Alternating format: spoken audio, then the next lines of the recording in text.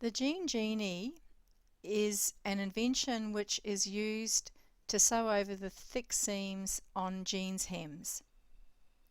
It's on the inside cover of my book Clothing Alteration Secrets Revealed, and to release it, just fold it forwards and backwards at the perforation, and that should be enough to release it from the cover.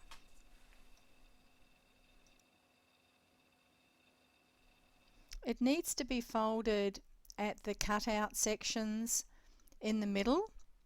There's a little white dotted line which shows you where to fold it, and you can see that I'm going through and I'm folding each section one at a time.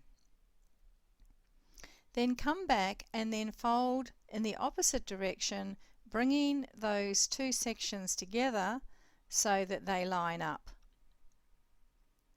And then bring the last one up so that that lines up as well. The two comments I used to get all the time in my shops was, I can't shorten my jeans using my domestic sewing machine, and I've cut them the wrong length, they're too short. So they'd rather get someone else do it. Well, the Genie solves that problem.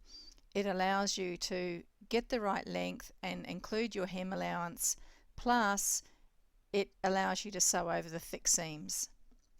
Determining what the right length is for jeans will always depend on the style of the jean, the leg width, and also the shoes that the person's going to wear. I do prefer to pin to dress shoes rather than to joggers, because joggers are quite thick and they can distort the length. I place 2 pins on the outside leg seam, and this is actually my reference point. And then I place a pin on the inside leg seam to make sure that that doesn't fall down. A person can get a good idea of what the jeans look like. And you'll notice that I actually fold the fabric under. I don't fold it out. When you fold it out, it gives you a false sense of what the length is. Be sure that the person's got them sitting on the waist or hips where they want them, before the pinning, because what can happen is people, after you've pinned, they can give them a bit of a pull, and then of course the length's wrong. I talked before about my reference point being at the cross pins, so this is where I actually measure the amount that's folded under. And with the Genie, we just put the start of the Genie on the fold, and then you can see how much has been folded under by following along the ruler. You've got inches on one side and centimeters on the other. The next step is to record the amount folded under. In imperial it's 4.5, and in metric it's 11.5. And notice that I put an arrow at the front showing that it's going up that amount. So we'll then take the pins out and get ready to check that the legs are the same length by the manufacturer.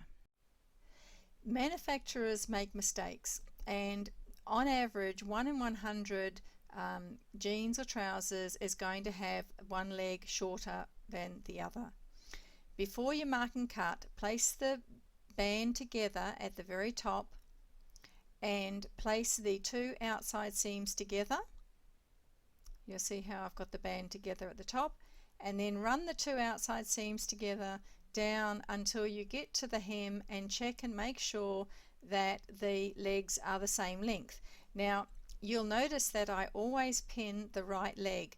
I never pin the right and sometimes the left or sometimes the right. I always pin the right leg, and the reason I do that is because I know that the right leg is the correct length, and therefore if I come across a pair of trousers where one leg is shorter or longer than the other, I can make the adjustment. Place the Genie with the amount the hem is going up at the original length, and place a chalk mark at the top of the Genie, at the second slot down, and then at the third slot down. And just keep doing that on each leg. Now you notice that I've placed 3 marks on one leg and I place 3 marks on the other. So the amount that's going up is 4.5 inches or 11.5 centimeters, and that's on the original length. Mark at the top, mark in the middle, and mark down the bottom.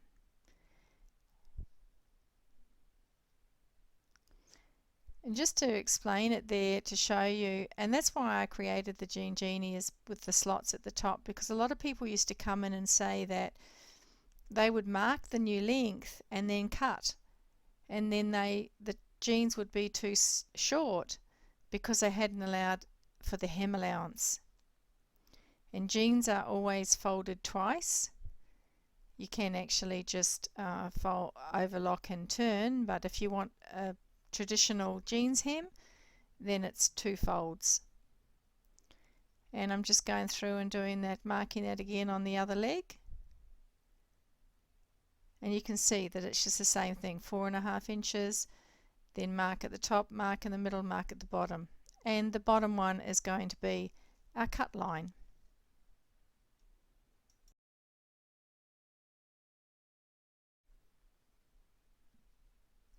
So now the only thing to really remember here is to cut on the bottom line. But you'll also notice that what I do is I actually place a nick in the fabric on the bottom line, and then I cut in what I call a circle. This means that the whole section at the bottom is kept in one piece, and if there for any reason the pieces needed to be sewed back on, it can be. If you cut up to the line and then around, you have to then, if you did have to put it back on, you'd have to place a join. So it's just as easy to cut in a circle and save that piece, or you can hand it back to the person that it belongs to.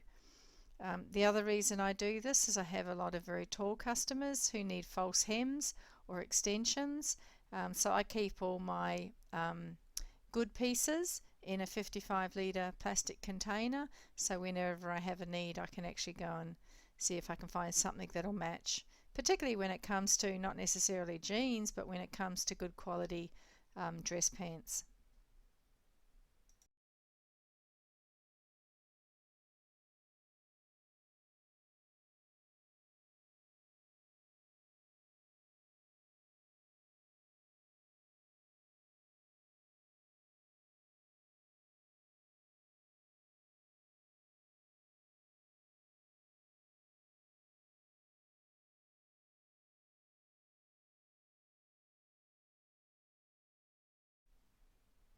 Because this is how to sew a jeans hem on a domestic sewing machine, a lot of old domestic machines do not like the thick denim thread.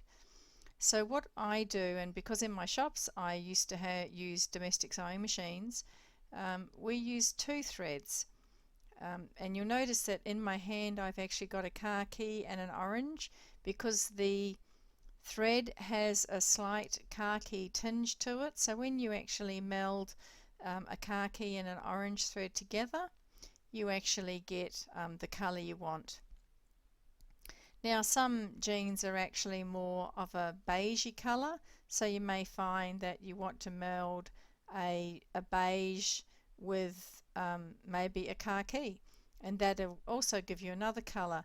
So what you can do is just play around with your 2 threads until you actually get an accurate thread colour for the jeans that you're shortening. I just would like to add here that it should be a good quality thread. Never use a cheap thread, it can damage your machine. Whenever I'm using 2 threads, I use a cone thread holder at the back, because sometimes I use a 1000 or 5000 meter roll. The second thread I'll just put onto the machine, but when I run them through the machine, the 2 threads are together all the way down to the needle. Now the needle needs to be a jeans needle, and the size is a 90/14. The Schmidt's needle has a little blue mark on it, so you can identify it easily. So you want to insert that needle in.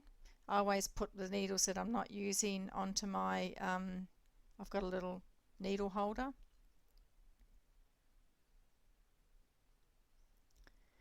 When threading it, because the 90/14 actually has a large eye, it's a lot easier to thread with the two threads, but I use tweezers. I just find it a little bit easier. If you just wet the tip and then place the 2 threads through, unless of course you've got an automatic threader. Now I use my single buttonhole foot when I'm sewing jeans because I find that I can see what I'm doing with the clearness of it being all plastic, plus the underneath has little ridges. And the bobbin, it can either be a blue, the colour of the denim, or an orangey colour similar to the colour that's on the jeans now. Fold the hem once at the first chalk mark and then a second time at the second chalk mark and place it under your sewing machine foot. I always start on the inside leg and I start in front of the inside leg seam. You'll notice that when you fold it over twice and lay it down flat onto the bottom of the machine, that you can actually see the ridge where the hem is folded. And I've got my sewing machine foot so that the edge of the left side of the foot is against the edge of the hem. Now when you come up to the thick outside seam there, you just make sure that check that it's folded under, and I'm going to do that a few times just to show you. And then when you get closer to it, once you come up and actually touch the front of the foot against the seam, stop, lower the needle and raise the foot. Fold the Genie so that the section with the opening in the middle can slide in underneath the foot. And now this is a very thick seam, and I used these jeans specifically because most people would get the hammer out, they'd hammer it, or they'd iron it flat as hard as they could and probably mark the denim. There could be a number of ways that people would try and get around this. What I do is just use your nippers. If it's very, very thick, just use your nippers so that you can just get it underneath the sewing machine foot. I'm doing that a few times, you can see, because it's very, very thick. And now I'm just going across until I get to the middle of that seam and lower the needle and stop. Now the Genie's just popped out the back. That just shows how thick the seam was. Normally you'd have to maybe take it out. Now you want to actually fold it and put it in the front and sew up to the point where you can actually, the foot is past the thick seam. Now it's just a matter of sewing around to the next seam.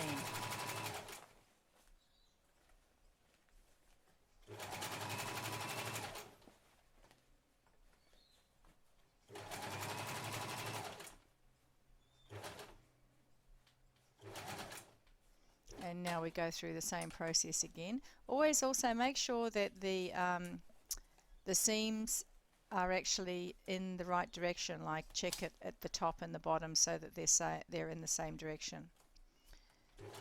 So I raised the foot, I had the needle down, and I had the Genie. Now this seam is not anywhere near as thick as the other one, so all the Genie is doing is allowing the foot to actually glide across that thick seam without any trouble whatsoever. And there's no missed stitches, you know, which happens when you're going over a thick seam. You know, you end up with a very, very wide stitch because it missed sewing it. And you can see there it's fine, and it's fine on the inside. It's right on the very edge. You see that's right on the very edge, and that's because I could actually see where that edge was as I was sewing.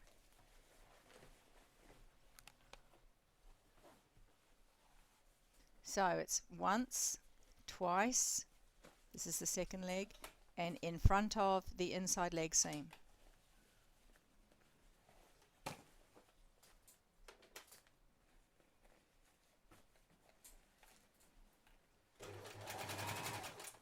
Now it's just a matter of sewing around until we get to that thick seam, and we're going to follow the same process again.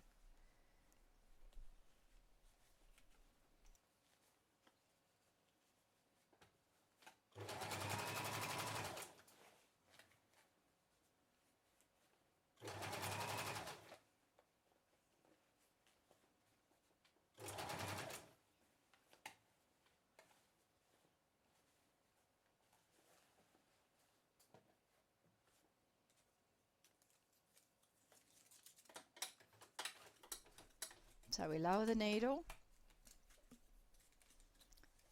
place the Genie in underneath. I'm sort of holding the fabric at the back as well while I'm wriggling the Genie inside. Now it is important to lower the foot. A lot of people forget to lower the foot because the foot is sitting on top of the Genie and they forget to lower the foot, and then what happens is you'll end up with a mangled mess underneath. So you must lower the foot onto the Genie. I'm bringing it into the middle of the seam, and then I'm going to place the Genie in the front. You can actually see the ridge there where the hem is folded under, and that's your guide for sewing right on the very edge. And then sewing around. Now, of course, if you want to, you can pin it first. Because I've just done so many, I don't bother with pins. But certainly, you know, when you're starting out and doing it for the first time, you should.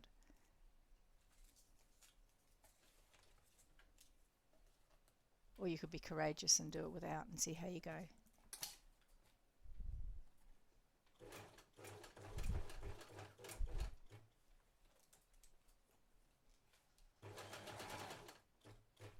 So it's not very difficult.